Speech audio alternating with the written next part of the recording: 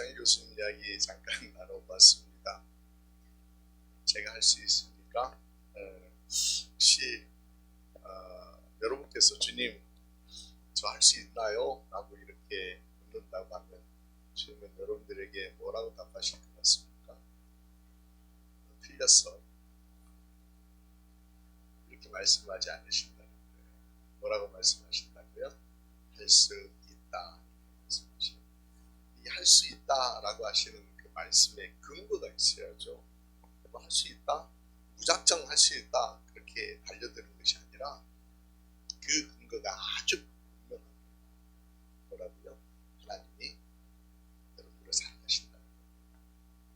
사랑하는 자에게 합력하여 선을 이루도록 도우신다. 여러분들을 오늘 이제 말씀 나누기 전에 앞뒤 옆에 있는 분들과 함께 이렇게 인사했으면 좋겠습니다. 하나님은 당신을 사랑하십니다. 우리 한번 인사하십시다. 하나님은 당신을 사랑하십니다. 하나님 당신을 사랑하십니다.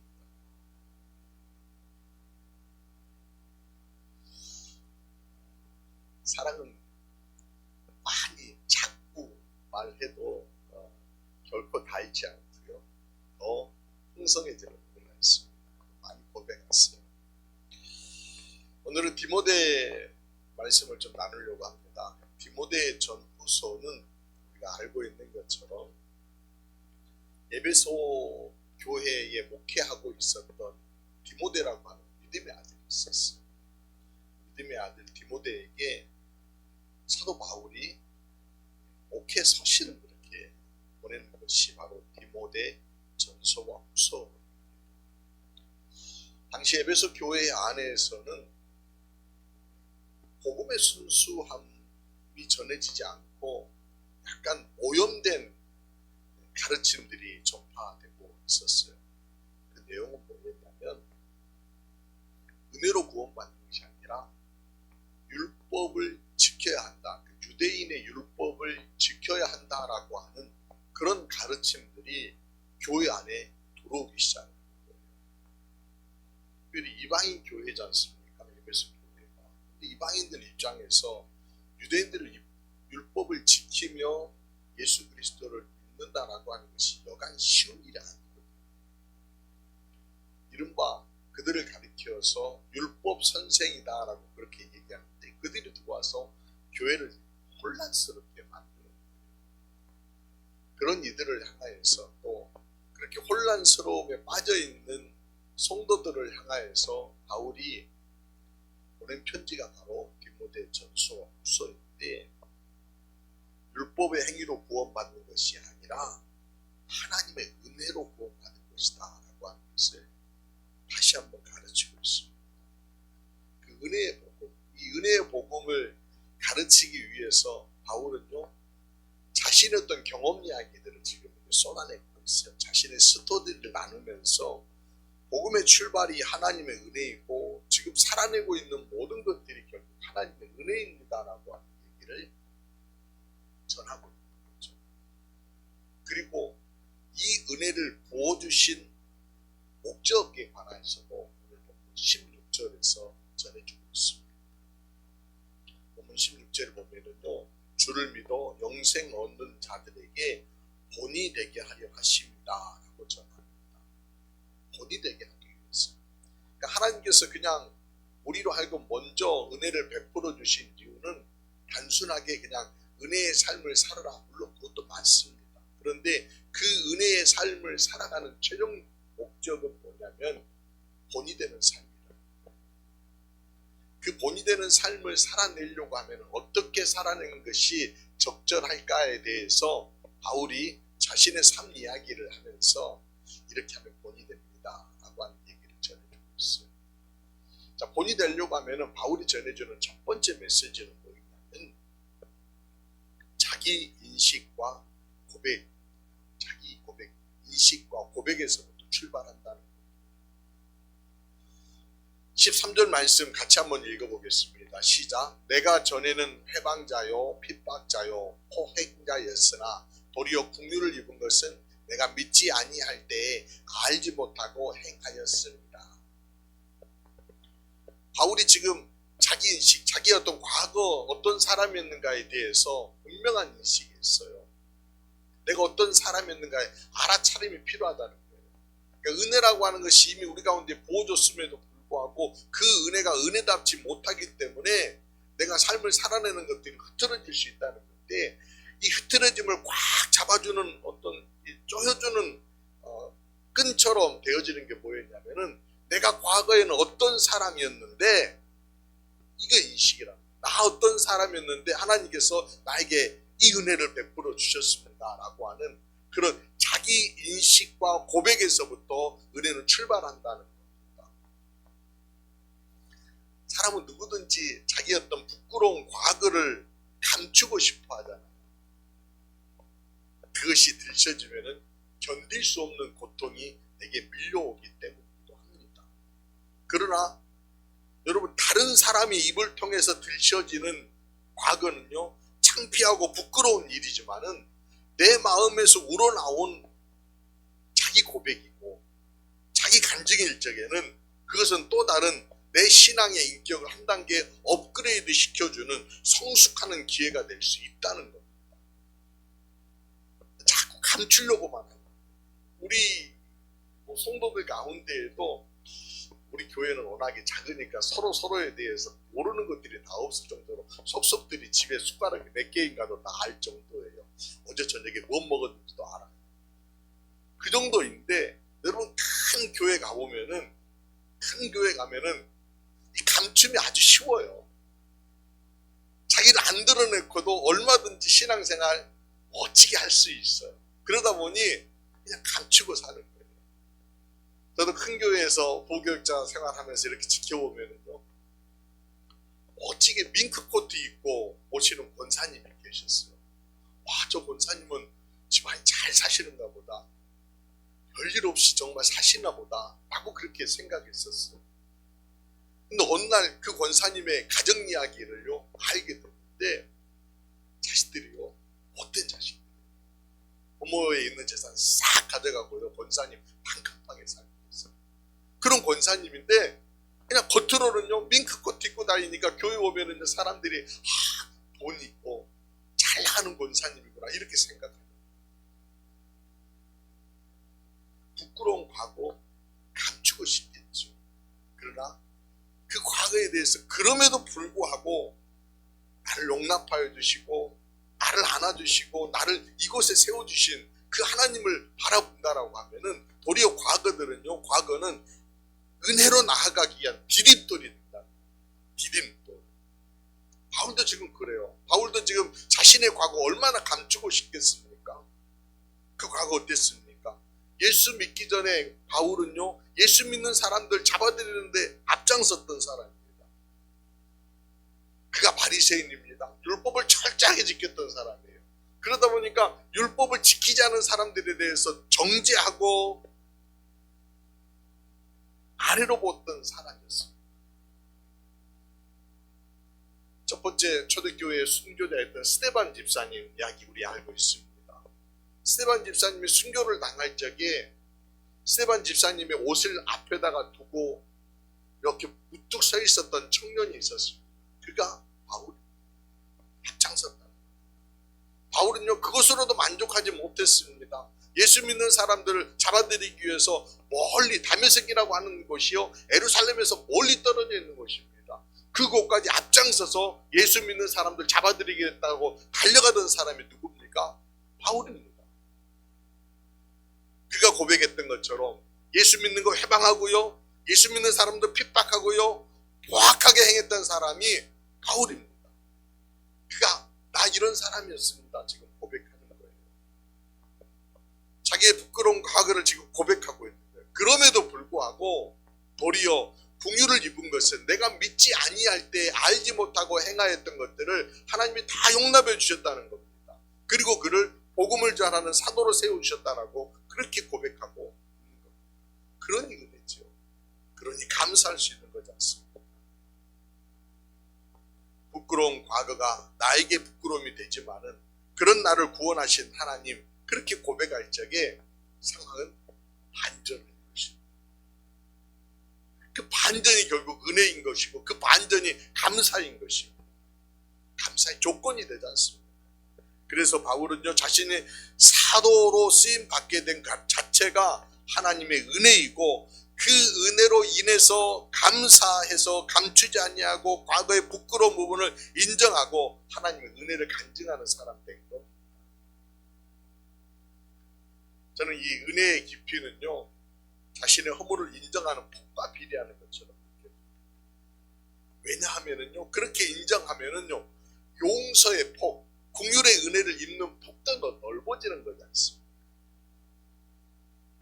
연약하게 넘어지고 부족하게 흔들리는 나를 발견하십시오.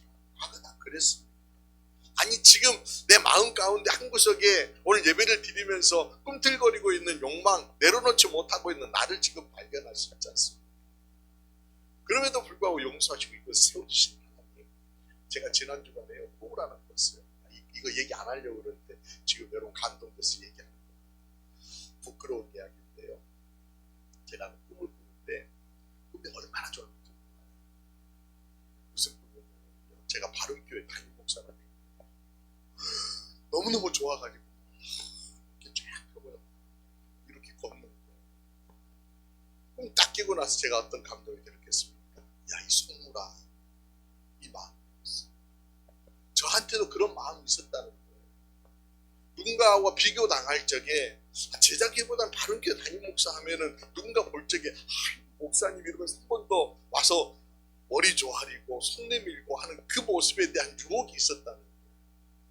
그러다 보니 그런 교회 목회하고 싶은 마음이 한 구석에 있었다는 거예요. 부끄럽지 않습니까? 여러분 생각할 때 목사님도 별거 없으나 저 그렇습니다. 속물입니다. 속물. 그런데 그럼에도 불구하고 제가 그걸 인지하고 인식하니까요 고백해야 되겠다. 하지 말까? 창피한 일인데 제가 넣었다 뺐다를 몇 번 했습니다. 원고에다가 넣었다 뺐다를 여러 번 했다니까요.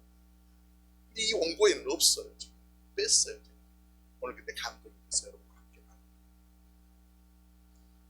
우리가 살다 보면 그런 일들이 왜 없겠습니까? 그런 마음이 왜 없겠습니까? 그런데 그런 나를 또 용납해 주시고 사랑하신다라고 말씀해 주시고 오늘 또 이 자리에서 은혜 부어주시는 그 하나님 은혜 생각하니까 내게 감동이 되고 감사가 되지 않습니까? 사랑하는 여러분, 그런 여러분 될 수 있기를 주의 이름으로 축원합니다. 인식하는 얼마나 못된 사람 그리고 고백하는 거예요. 못난 사람입니다. 그렇게 새겨보니 하나님과 내가 커져. 두 번째, 내가 본이 되는 삶을 살려고 하면은 겸손의 노력을 중단하지 말아요. 겸손의 노력. 고린도전서 15장 8절과 9절 말씀 보니까 사도 바울이 이런 고백했어요. 맨 나중에 만삭되지 못한 자 같은 내게도 보이셨느니라. 나는 사도 중에 가장 작은 자. 나는 하나님의 교회를 핍박하였으므로 사도나 칭함받기를 감당하지 못할 자니라. 이렇게 고백했었어요. 엘리트의식에 특권의식에 충만했던 바울이 예수를 만난 다음에 스스로 만삭되지 못한 못난이다. 사도 중에 제일 작은 자라고 그렇게 고백했었는데 여러분 흥미로운 것은요. 굉장히 흥미로운 것은 세월이 흘러가면서 바울의 고백이요. 바뀌는 것을 한번 찾아가 보십시다. 고린도전서는 AD 우리가 55년경에 기록이 되었다. 이렇게 많은 학자들이 인정을 합니다. 그런데 이 고린도 전서가 쓰여지고 오늘 예배소 교회에 보내진 에베소서는 약 한 5년 정도 후에 쓰여진 서신이에요. 에베소서 3장 8절 말씀 한번 같이 한번 모든 성도 중에 지극히 작은 자보다 더 작은 나에게 이렇게 보면 그러니까 사도 중에 작은 나라고 그렇게 얘기했는데 이제는 성도들 중에서도 가장 작은 나입니다라고 그렇게 바울이 고백해요. 좀 익어가는 느낌이 좀 드시지요. 그런데 이게 디모데전서로 넘어오면은 1장 15절에 보면 이렇게 되었습니다. 죄인 중에 내가 괴수입니다. 죄인 중에 괴수입니다. 여러분 단순하게 시간이 흘러가서 성숙하고 익은 것이다. 그렇게 되어지지 않습니다. 사람이 나이 먹었으니까 마음의 폭도 넓어질 것이다. 그러지 않습니다. 아이들의 키는 그렇게 커지는 것 같은데 마음의 폭은요, 시간이 지난다라고 해서 넓어지고 커지고 깊어지지 않습니다. 노력이 필요합니다. 겸손해지려고 하는 노력이 더해져야 됩니다. 세월이 갈수록 하나님의 은혜가 더 크게 느껴지고 더 겸손해지는 노력들이 우리 가운데 있을 때에 성숙함에 이르는 좀 더 폭들이 커지기 시작한다라고 하는 겁니다. 지금 세상을 떠나신 장영희 교수님 이야기입니다. 서강대학교 영문학과 교수님이셨는데 이분 1952년도에 태어나셨어요. 태어나신 지 1년 만에 소아마비를 앓게 되셔서 두 다리를 쓰지 못하시게 대학 가려고 하는데 장애인이 갈 수 있는 대학들이 그렇게 한정되어 있어서 갈 수 있는 곳이 없더래요. 아버지가 서울대학교에 또 유명한 교수님이셨는데 당시에 아버지가 뭐 이럴 수 있느냐라고 이렇게 막 얘기를 할 때 서강대에서 이 장영희 교수를 받아주는 거예요. 장애를 가진 몸으로 영문학과를 들어가서 공부를 박사, 석사과정을 마치고 박사과정을 하려고 하는데 박사과정에서는 또 막힘이 들어요. 결국 그래서 국내에서 박사과정을 못하고 미국 뉴욕 주립대학에서 영문학 박사학위를 했습니다. 박사학위를 받고 목요일 서강대에 와서 24년 동안 영문학과 교수로 재직을 하셨어요. 그런데요, 2001년도에 이분이 유감을 견디고 이겨내서요 잘 치유가 되는데 나중에는 2004년도에 축소합니다. 또 견디고 싸우는데요 2008년도에는 간암이 증가해요. 결국 2009년도에 세상을 마감하십니다. 제가 언젠가도 여러분들과 함께 나눴던 그분의 말씀, 하느님은 다시 일어서는 법을 가르치기에 넘어뜨린다라고 나누는 멋진 고백을 했죠. 그런데 장영희 교수 그러면은 많은 사람들이 기억하는 짧은 한 문장이 있어요. 그 한 문장은 뭐냐면은 내가 살아보니까 라고 하는 거예요. 내가 살아보니까. 그분이 쓴 살아온 기적, 살아갈 기적이라고 하는 수필집이 있는데 그 수필집의 많은 부분들이 내가 살아보니까 이런 얘기로 시작해요. 내가 살아보니까 사람들은 남의 삶에 그다지 관심이 많지 않다. 그래서 남을 쳐다볼 때에는 부끄러워서든지 불쌍해서든지 그저 호기심이나 구경 차원을 넘지 않더라. 나 구경거리는 사람들을 쳐다보는데 살아보니까 사람들 나에게 별로 관심 없더라 이 얘기예요. 내가 살아보니까 정말 명품 핸드백 들고 다니든 비닐봉지 들고 다니든 중요한 것은 그 내용물이더라. 공감이 가지 않으세요? 그래도 명품백이 좋죠. 내가 살아보니까 남들의 가치 기준에 따라 내 목표를 세우는 것이 얼마나 어리석고 남과 비교하는 것이 얼마나 시간 낭비고 그렇게 함으로써 내 가치를 깎아내리는 것이 바보 같은 짓인 줄 알겠더라. 이런 말씀이 있습니다. 또 이런 말씀도 있었어요. 제가 스크린에 안 올렸는데 내가 살아보니까 결국 중요한 것은 껍데기가 아니라 알맹이더라. 겉모습이 아니라 마음이더라. 그런 말씀이죠. 저런 말씀들을 하실 수 있는 것이 아마 투병을 하면서 마지막 이렇게 써 내려가신 글들이거든요. 내가 살아보면서 인생을 반추해보니 이렇더라. 근데 이분은 살아오시면서 어떻게 살아내셨을까? 한번 곰곰이 한번 생각해 봅니다. 자신의 삶에 대해서 굉장히 진지하게 성찰하고 겸손하게 주어진 시간들을 채워가는 걸음들을 걸어내셨을 것 같아요. 분명 그렇게 걸어내셨을 거예요. 그래서 책 제목을 이렇게 정한 거죠. 살아온 기적, 살아갈 기적 이렇게 쓴 거예요.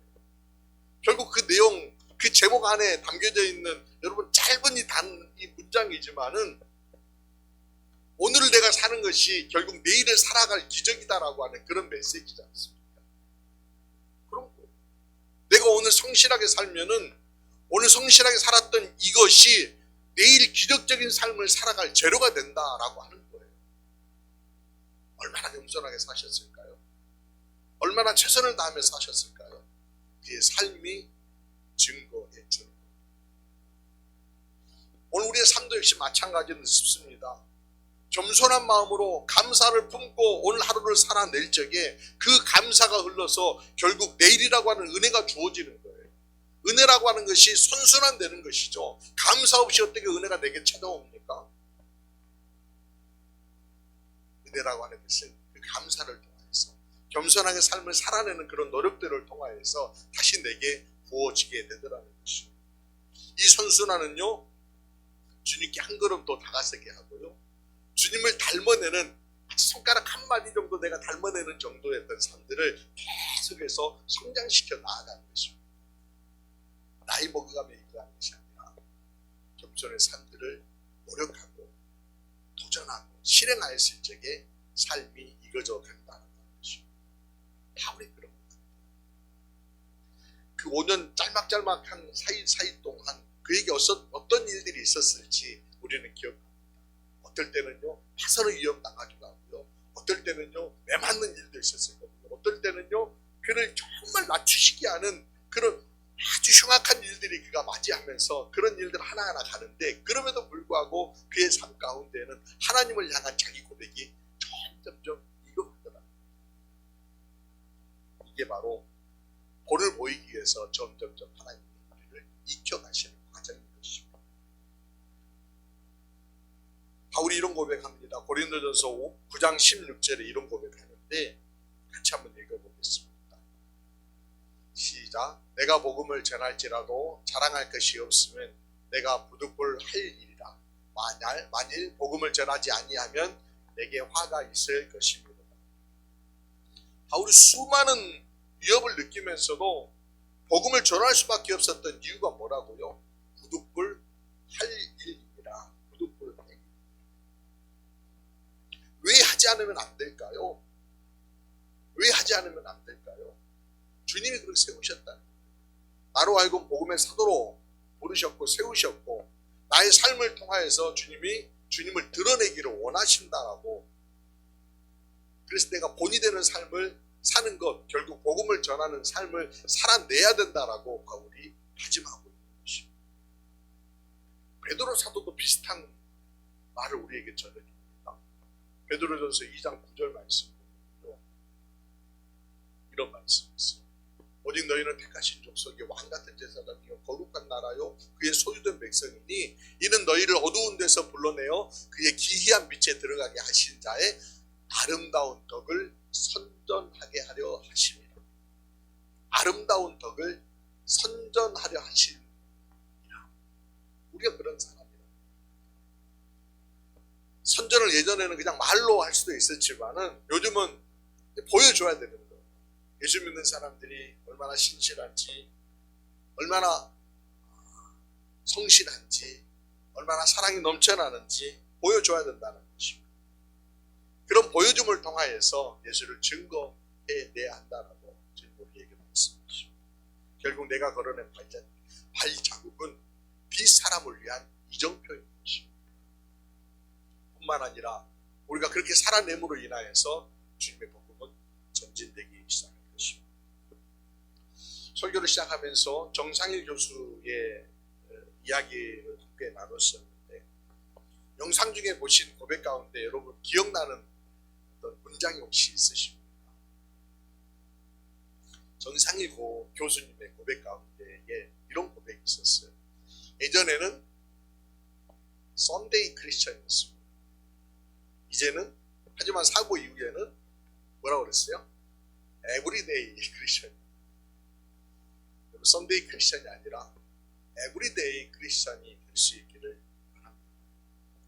그가 말했던 것처럼 제2의 인생 하나님께서 살게 해주셔서 음악을 통해서 장애인들의 꿈과 희망을 주고 섬김의 삶을 살아내면서 지금 앉아있는 것만 해도 축복입니다 라고 고백하는 그 교수님의 고백들이 절대로 우리 가운데 이렇게 스며듭니다.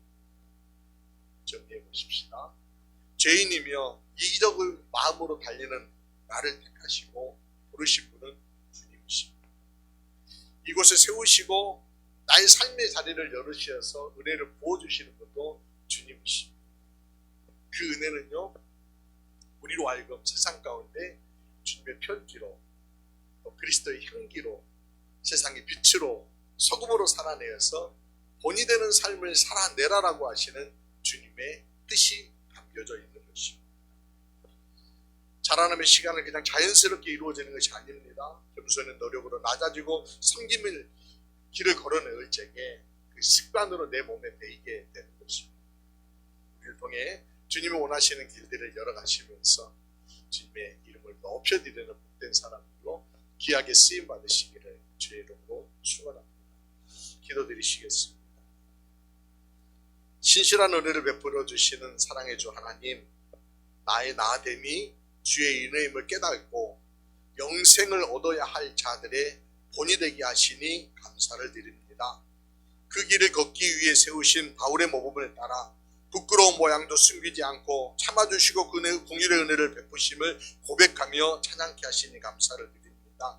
살아내는 날들 동안 펼쳐지는 주님의 은혜를 새기며 감사하고 은혜의 선순환을 이루며 더 겸손하게 그리스도를 닮아내는 삶을 살아낼 수 있도록 이끌어 주시니 감사를 드립니다. 이런 삶의 흔적들을 따라올 이들을 주님께서 은혜를 베푸시어서 그리스도인들이 이 땅 가운데 넘쳐나게 하시고 하나님의 나라가 이 땅 가운데 이루어지는 일들을 우리로 하여금 보게 하여 주옵소서. 우리가 이 땅 가득 주님의 자녀들로 인해 그리스도의 향기를 채워내며 주님의 기대하시는 모습으로 이 땅을 세워나가는 일에 귀하게 쓰임받는 하나님의 사람들로 사용하여 주옵소서. 믿사옵고 우리의 구주 되시고 목자 되신 주 예수 그리스도의 이름으로 기도드리옵나이다.